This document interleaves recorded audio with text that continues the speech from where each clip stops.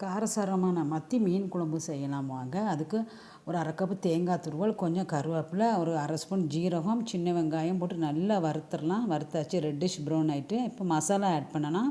2 spoon வத்தல் மிளகாத்தூள், 1/4 spoon மஞ்சத்தூள், 2 ஸ்பூன் மல்லித்தூள், ஒரு அரை ஸ்பூன் மிளகுத்தூள். இது கூடவே ஒரு தக்காளியும் கட் பண்ணி ஆட் பண்ணியிருக்கேன். இதை ஆஃப் பண்ணிடலாம், நல்லா ஆறட்டும். இது கூட இந்த மீனுக்கு போட ஒரு 2 சின்ன கத்திரிக்காய் கட் பண்ணி வச்சுருக்கேன். மசாலா நல்லா ஆறிட்டு நல்லா நைஸாக அரைச்சி எடுத்துடலாம். தண்ணி சேர்த்தாச்சு, நல்லா நைஸாக அரைச்சாச்சு.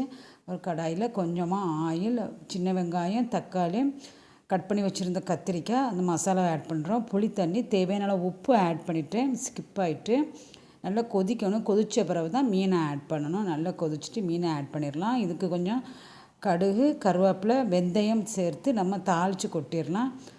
மணக்க மணக்க மத்தி மீன் குழம்பு ரெடி.